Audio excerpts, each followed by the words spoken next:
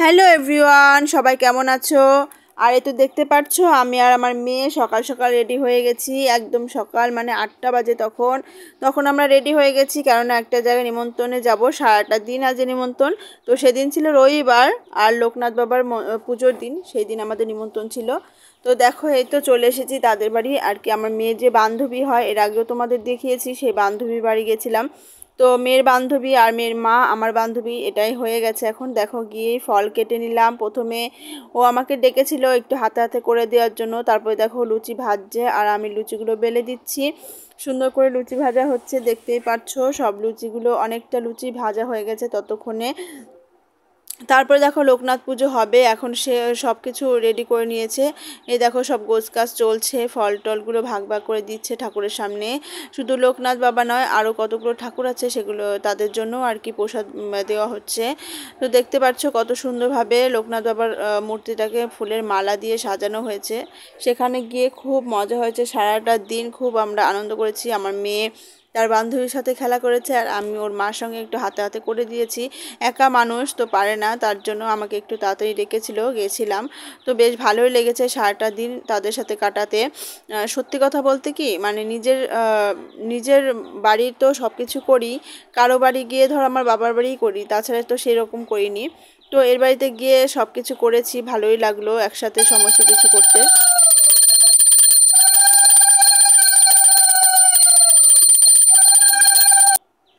ঘোষাল তথায় বসতি, শ্রী কমলা দেবী তার ধর্মপত্নী সতী। একদা পত্নীরে বলে রামনারায়ণ, তবে এক পুত্র মোরে করিবে অর্পণ। সেই পুত্র গৃহত্যাগী সন্ন্যাসী হইবে, তার পুণ্যে বংশ মোর উদ্ধার হইবে। তোমরা তো দেখতেই পেলে আমি পাঁচালি পড়লাম আর ও পুজো করলো। খুব ভালো মতো হলো পুজোটা। তারপরে দেখো প্রসাদ বিতরণ, তো প্রসাদ দেওয়া হলো, সবাইকে প্রসাদ দিচ্ছে, আমাদেরও দিচ্ছে। আমরা তিনজনে মিলে খাচ্ছি আর একটু ভিডিও বানাচ্ছি, তিনজনে মিলে খুব মজা করছি। এ হচ্ছে শ্রুতি, ওর অঙ্কিতার বান্ধবী, মানে আমার মেয়ের বান্ধবী। তো আমরা সবাই মিলে খুব আনন্দ করে মজা করে প্রসাদটা খেলাম। তারপরে দেখো দুপুরে রান্নার জন্য সব রেডি করা হচ্ছে, কারণ আমরা দুপুরবেলা আর কি ভাত ভাজা, একটা ভাজা আর পনির তরকারি হবে। আজ যে মানে লোকনাথ পুজোর যে দিন যেহেতু হচ্ছে একাদশী ছিল, তার জন্য ও খিচুড়ি ভোগটা করেনি। আর এই তো দেখো দুপুরবেলা আমরা খাওয়া দাওয়া করছি, এখন ওরা দুজন বসে পড়েছে, বাচ্চাটাকে দিয়ে দেওয়া হচ্ছে। তো তারপরে দেখো বাচ্চাদের খাওয়া দাওয়া হয়ে গেলে আমরাও খেয়ে নিয়েছি। তারপরে বিকেলে ছিল নাচের ক্লাস, যেহেতু রবিবার, তো আমি তাদের নিয়ে এদের দুজনকে নিয়ে বেরিয়ে পড়েছি। আর ওই শ্রুতির মা হচ্ছে একটু পরে বেরোবে। তো দেখো যথারীতি আমরা নাচের ক্লাসে চলেও এসেছি। তো নাচ কমপ্লিট করেও আমাদের এক জায়গায় যাওয়ার আছে, সেটা কোথায় যাব সেটাও তোমাদের সাথে অবশ্যই শেয়ার করব। তো দেখতেই পাচ্ছ তারপরে দেখো শ্রুতির মা, আমি, আমার মেয়ে আর শ্রুতি চারজনা মিলেই যাচ্ছি লোকনাথ বাবার মন্দিরে। আমাদের আঁশতলা যে মোড় আছে সেখানে দুটো মন্দির আছে, তো সেই মন্দিরে আমরা যাচ্ছি। তো দেখো যার পথে যে খেলনা দেখে মেয়ে তো আগের থেকে সিগনাল যে মা কিনে দিল।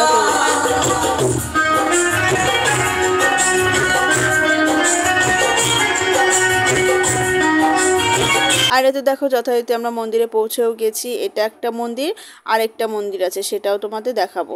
তো দেখতেই পারছো এই তো। তারপরে দেখো প্রচুর লোকের সমাগম হয়, আর এত খিচুড়ি বিতরণ হয় এখানে, সাথে অল্প করে রাইস। তো আমরা সবাই মিলে একটু প্রসাদ নিয়ে নিলাম।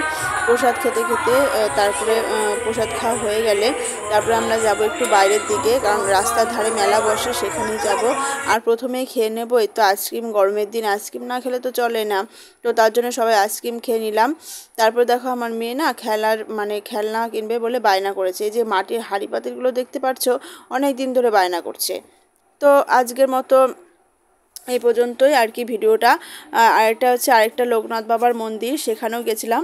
ভালো লাগলে ভিডিওটা লাইক কমেন্ট শেয়ার করো আর আমার চ্যানেলটিকে সাবস্ক্রাইব করো। আজকের মতো টাটা।